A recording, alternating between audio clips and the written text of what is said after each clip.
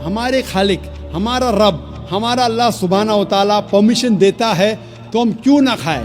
आज की साइंस ये कहती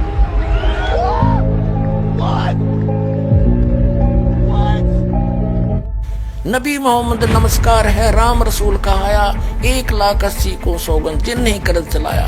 अरस कुरस पर अल्लाह तकत है खालिक बिन नहीं खाली, और वह पैगंबर पाक पुरुषते साहिब के अब्दाली। उसी परमात्मा ने कहा है, जो नर गोश्त खाते हैं प्रत्येक राक्षस जान, इसमें संशय है नहीं हिंदू खाइयो चाहे मुसलमान। वो जानवर जो आपके लिए हलाल है 4 पाँव के, जो आपके लिए हलाल है उसको आप खा सकते हैं। लिखा है कुछ ज्यादा नहीं हो गया ये? मतलब कुछ भी। जब तक छुरी से जानवर को ज़बह नहीं कर लेंगे जानवर हलाल नहीं है। आप भेड़ बकरियों के गोश्त खा सकते हैं। आज तुम जिस मुर्गे को, बकरे को, गाय को मार रहे हो, अगले जन्म में मुर्गा तो बनेगा काजी और तू बनेगा मुर्गा। एक तरफ हैं एक प्रसिद्ध संत रामपाल जी महाराज, दूसरी तरफ हैं एक जाने माने इस्लामिक विद्वान डॉक्टर जाकिर नाइक। 2 अलग अलग आध्यात्मिक विचार, एक बड़ा सवाल, क्या मांस खाना हलाल है या हराम? आज हम जानेंगे सच, धर्म और मानवता के नजरिए से। इन आध्यात्मिक जानकारों में किसका ज्ञान उत्तम है, कमेंट करके हमें अपनी राय अवश्य दें। अगर इस चैनल पर आप पहली बार आए हैं तो फटाफट से वीडियो को लाइक और चैनल को सब्सक्राइब जरूर कर दें। माई सेल्फ अनुराग जैन और मैं एक स्टूडेंट हूँ। ज़्यादा तो मैं नहीं जानता इस्लाम के बारे में, लेकिन जैसा आपने कहा तो मुझे ऐसा लगता है कि अल्लाह बहुत दयावान है, जो इंसानों पर और हर जीव पर यानी जानवर पर भी बहुत दया करता है। अब मेरा सवाल, मैं आपकी इस बात से बहुत सहमत हूँ कि किसी भी इंसान का कत्ल करना इंसानियत का कत्ल करना है, और मैं ये भी मानता हूँ कि इस्लाम धर्म दया धर्म है और इंसानियत का धर्म है। आपने कहा किसी भी इंसान का कत्ल करना इंसानियत का कत्ल करना है। क्या किसी जीव, किसी जानवर का कत्ल करना कहीं किसी मायने में दया और इंसानियत का कत्ल करना तो नहीं है?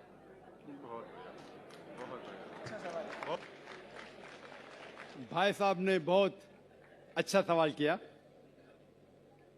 कि इंसान का कत्ल करना इंसानियत की कत्ल करने के बराबर है, लेकिन क्या कोई जानवर का कत्ल करना इंसानियत की कत्ल करने के बराबर है क्या नहीं?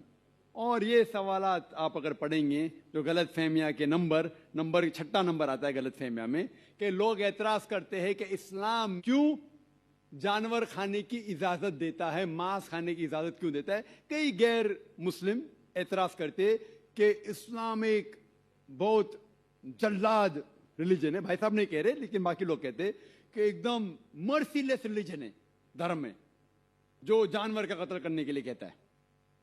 जवाब में ये कहना चाहूंगा भाई साहब कि एक मुसलमान अगर वो चाहे तो प्योर वेजिटेरियन, प्योर शाकाहारी रह के भी अच्छा मुसलमान रह सकता है। मांस खाना इस्लाम में फर्ज नहीं है, मांस खाना इस्लाम में फर्ज नहीं है।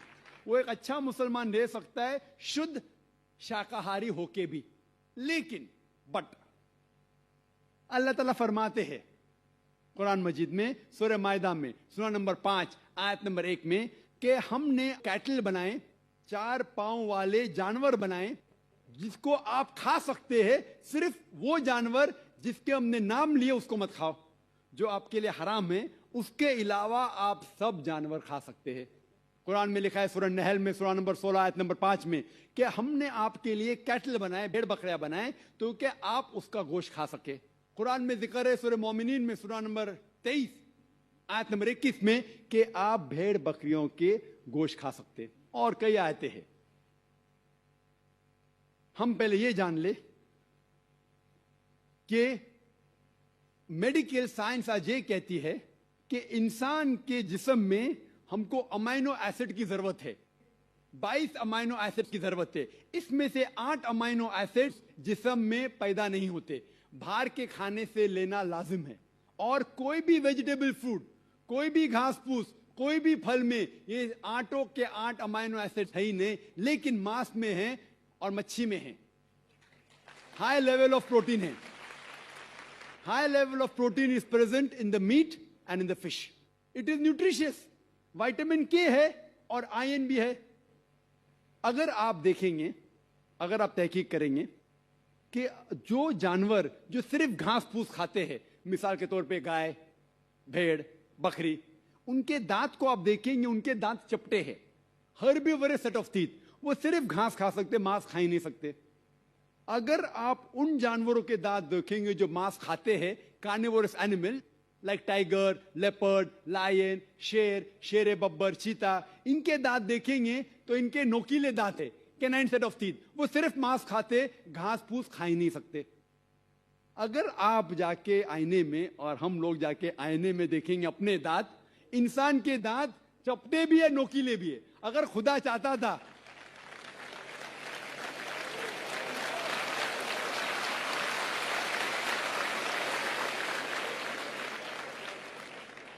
अगर खुदा की ये इच्छा थी कि इंसान सिर्फ घास फूस खाए, तो ये नोकीले दांत कैनाइन टीथ क्यों दिए? तो मैं डॉक्टर हूं, मांस खाने के लिए।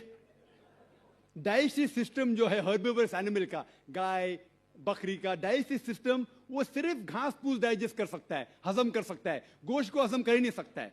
आप अगर शेर, चीता, शेर बब्बर का डाइजेस्टिव सिस्टम देखेंगे, वो घास फूस हजम कर ही नहीं सकता है, सिर्फ गोश्त हजम कर सकता है। हम इंसानों का डाइजेस्टिव सिस्टम अल्लाह सुब्हाना व तआला ने इस तरीके से बनाया कि घास फूस भी हजम कर सकता है, गोश्त भी। तो हम घास फूस भी खा सकते हैं, गोश्त भी खा सकते हैं। दोस्तों, अभी आपने सुने डॉक्टर जाकिर नाइक जी के आध्यात्मिक विचार। आइए अब सुनते हैं संत रामपाल जी महाराज के आध्यात्मिक विचार। वकालत करते हैं मुसलमान धर्म के प्रवक्ता, मांस खाने की वकालत करते हैं। क्योंकि देखो, अगर कुरान शरीफ में या किसी पुराण में, वेदों में और गीता में मांस खाने का कहीं प्रावधान नहीं है। यदि किसी पुराण में और यदि किसी कुरान में और यदि फिर बाइबल में, इससे आगे जहां परमात्मा ने, उस अल्लाह अकबर ने, समर्थ भगवान ने 6 दिन में सृष्टि रची, 7वें दिन वो तो तख्त पर बैठ गया जाके विधान बता के कि किसी ने भी मांस नहीं खाना है, ये खाने की वस्तुएं तुम्हें हलाल हैं, बाकी सब हराम है। इससे आगे कोई लेख उल्लेख है, चाहे वो पुराण में है, चाहे कुरान में है, चाहे बाइबल में या तौरात में है, या चाहे अन्य किसी इंजिल में है या जबूर के अंदर है, वो अल्लाह अकबर का आदेश नहीं है, वो किसी अन्य देव का आदेश है। उसका आदेश पालन करके आप उस अल्लाह अकबर के विधान को तोड़कर दोषी बन जाओगे।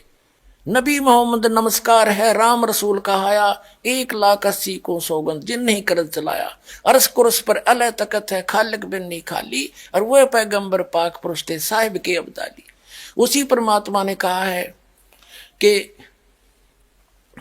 जो नर गोश्त खाते हैं प्रत्येक राक्षस जान, इसमें संशय है नहीं, हिंदू खाइयो चाहे मुसलमान। कहते जो मांस खाते हो प्रत्येक राक्षस हैं, चाहे हिंदू हो चाहे मुसलमान। ये स्वयं तुमने अपना फार्मूले आप बना रखे, उन महापुरुषों के आदेश नहीं है। कहते हैं मांस खावे सो ढेड सब, और मद पीवे सो नीच, और कुल की दुर्मति पर हरे, भगवान कहे सो ऊंच। कहते मांस खावे सब ढेड है, चाहे हिंदू है चाहे मुसलमान, सिख है या ईसाई। और कहते मद पीवे सो नीच, शराब पीते वो महान नीच आदमी है, और अपने कुल का भी नाश करते हैं। केवल जो उस अल्लाह अकबर का सच्चा नाम जपते हैं वही ऊंचे हैं। समझदार को संकेत बहुत होता। अब आप जी को दिखाया है परमात्मा नर आकार है, 6 शरीर है, 6 दिन में सृष्टि रची, और परमात्मा ने 6ठे दिन मनुष्य को अपने जैसा, अपने अनुरूप, अपने शरीर जैसा, अपनी सूरत जैसा उत्पन्न किया, नर और नारी करके उनकी उत्पत्ति की, और उनको खाने के लिए आदेश दे दिया। अभी आपने पढ़ा, आप फिर भी पढ़ सकते हैं।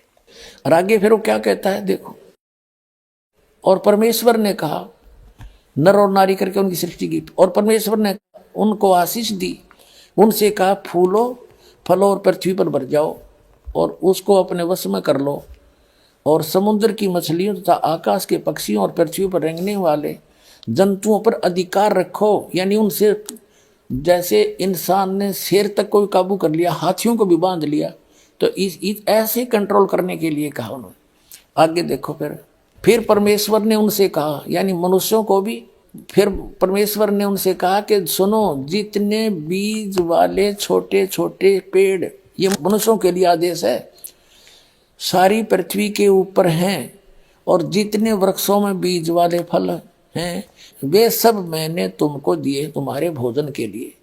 मनुष्य के लिए उस अल्लाह ताला का आदेश, अल्लाहु अकबर, जिसने 6 दिन में सृष्टि रची 7वें दिन तख्त पर जा बैठा, वो है अल्लाहु अकबर है। वो अल्लाह कबीर है, वो कंप्लीट गॉड है, वो सर्जनहार है, वो क्रिएटर है। उस क्रिएटर का आदेश नहीं है मांस खाने का मनुष्य को, ये पक्षी पशु पक्षियों को भी नहीं है। आगे देखो, तुम्हारे भोजन के लिए, ये तो मनुष्यों के लिए। आगे देखो, यहां आगे हम, और जितने पृथ्वी के पशु और आकाश के पक्षी और पृथ्वी पर रेंगने वाले जंतु हैं जिनमें जीवन का प्राण है, उन सब के खाने के लिए मैंने सब हरे हरे छोटे पेड़ दिए। और वैसा ही हो गया, यानी घास फूस है। और तब परमेश्वर ने जो कुछ बनाया था वो देखा, तो क्या देखा, वह बहुत अच्छा है। तथा सांझ हुई फिर भोर हुआ, इस प्रकार ये 6वां दिन हो गया। अब 7वां दिन, यूं आकाश और पृथ्वी और उनकी सारी सेना का बनाना समाप्त हो गया। और परमेश्वर ने अपना काम जिसे वह करता था 7वें दिन समाप्त किया। और उसने अपने किए हुए सारे काम से 7वें दिन विश्राम किया। और परमेश्वर ने 7वें दिन को आशीष दी और पवित्र ठहराया, क्योंकि उसमें उसने सृष्टि की रचना के अपने सारे काम से विश्राम लिया। ठीक, अपने आत्माओं, जो क्रिएटर है, जो सबका रचनहार है, जो अल्लाहु अकबर है, जो सुप्रीम गॉड है, उसने 6 दिन में सृष्टि रची, 7वें दिन तख्त पर जा बैठे। उसी के विषय में कुरान शरीफ में स्पष्ट किया है कि ये वही है। कुरान शरीफ का ज्ञानदाता कह रहा है ये वही अल्लाहु अकबर है जिसने 6 दिन में सृष्टि रची, 7वें दिन तख्त पर जा बैठा। उसकी खबर किसी बाखबर से पूछ लो, वो तो 7वें दिन सारी रचना रच के चला गया। हिंदू झटके मारे ही ये मुस्लिम करें हलाल, गरीब दास दो दीन का वहाँ होगा हाल बेहाल। अब मुसलमान भाई क्या कहते हैं, हम तो जो बिस्मिल करते हैं ना बकरे या गाय को, कहते हैं हलाल करते हैं, कलमा बोलते रहते हैं उसे, और धीरे धीरे प्यार से गर्दन काटते हैं। हम हिंदुओं की तरह बेरहमी से नहीं काटते। और हिंदुओं के ब्राह्मण ये भी बलि चढ़वाया करें, ये नो के एकदम काट दे झटके ते, दर्द ना होगा, इसमें पाप ना लगता। घर का राज बना रहे, घर का कानून। अब तुम्हारी गर्दन कटवा लो कोई सा भी, जैसे को गैसे काट देंगे, आओ कटवाओ। अब फिर क्या कहते हैं कि हमने यो कलमा बोल दिया इस आत्मा के ऊपर और यह गर्दन काट दी, प्यार से धीरे धीरे हलाल किया इसको और आत्मा को भिष्ट भेज दिया। और फिर यूं कहेगा मुल्ला चढ़ के मस्जिद में रुक के मारेगा, हे अल्लाह, हे भगवान, इस बकरे की रूह को स्वर्ग में स्थान देना, जहां उसके बाप का नौकर है भगवान, और इसके कंते स्वर्ग में दे देगा। अब कहने का भाव ये है कि परमात्मा न्यू क्या करते, जय या रूह आत्मा तेने भिष्ट पठाई यानी स्वर्ग में भेज दी, तो कर तदबीर कबीला भाई। अगर तेरा यो फाइनल सही सच्चा इतिहास है और स्वर्ग को सबसे उत्तम स्थान मानते हो, तो एक बार करके दिखा, अपने कुणबे न करो तुम। बकरा नंबर कौन आने दे, जैसी विधि से स्वर्ग जाना हो सबसे पहले अपने कुणबे न चढ़ावे और भेजे विमान में। अब यहाँ कोई किसी बस में चढ़ना हो ना, फटाफट पक्का पता कि बैठते वहां जाएंगे, पहले अपने बड़का ने फटाफट ले सीट ले सीट दे, अरे उड़ा बकरा नंबर कौन आने दे बस में, ते मूर्ख बना रहे अपने को। परमात्मा कहा करते थे, जय या रूह तने भिष्ट पठाई, स्वर्ग भेज दी, तो कर तदबीर कबीला भाई। परमात्मा कहा करते, एक मुल्ला मस्जिद में कुक है, एक तो ऊपर आवाज लगा रहा है, हे अल्लाहू अकबर, इसके वो देना, स्वर्ग में सुथान देना। और एक मुल्ला मस्जिद में कुक है, एक पुकार है बोका, एक की गर्दन काटी जा रही है, वो कर रहा है। कहते इनमें कौन सा स्वर्ग में जागा, हमने लग गया धोखा। बकरा थोड़ा कट्टन लाग रहा और मुल्ला वहां शोर मचा रहा, इनमें से कौन सा स्वर्ग में जाएगा, कोई सा भी ना जा। हमने तो धोखा लगा कि ये धोखा है इनका, ये साधना ठीक नहीं है। अब फिर क्या बताते थे परमात्मा, हिंदू झटके मारे ही ये मुस्लिम करें हलाले, गरीबदास दो दीन का थारा होगा हाल बेहाल। हिंदू और मुसलमानों को कहा थारा दोनों आग की बिरान मिट्टी होगी जो इस तरह पाप कर रहे हो। बकरी कुकड़ी खा गए ये गऊ गधेरा सूर। गरीबदास उस भिस्त में तुमसे अल्लाह दूर। तुमने निकट नाण दे से अपराधियों को भगवान, तुमने सोचो स्वर्ग में जाओगे। घोड़े ऊंट अटक नहीं ये तीतर क्या खरगोशी। गरीबदास ऐसे कुकर्मी से अल्लाह है 100 कोस। कहते इस तरीके से भगवान नहीं मिल सकता, 100 कोस है तुम्हारे से। और फिर क्या बताते हैं, रब की रूह मारते और खाते मोरे मोरे। गरीबदास उस नरक में नाखूनी को ठोड़े। सुन मुल्ला उपदेश तू कुफर करे दिन रात। और गरीबदास हक बोलता और मारे जीव अनाथ। कहते हम तो हक कर रहे हैं, हम न्याय कर रहे हैं, हलाल करके मारते हैं, कलमा बोलते हैं। कहते ऐसे जुल्म कर रहा है और कह मैं हक कर रहा हूं, सही कर रहा हूं। सुन का जी कलिया किया। अब क्या बताते हैं कि कैसा खाना खाओ। बासमती चावल पके और गरत खांड टुक डारे। गरीबदास करो भक्ति भाई ये कूड़े काम नवारे।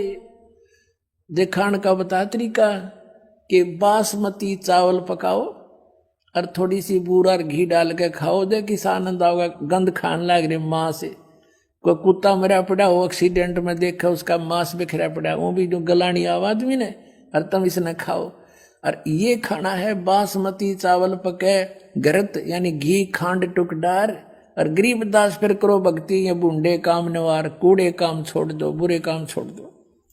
कबीर साहब कहते हैं गरीबदास जी तो वैसे तुलसीदास जी की तरह उनकी कही हुई को दोबारा बोल रहे हैं। फिर आगे क्या बताते हैं, फुलके धोआ दाल कर हलवा रोटी खा।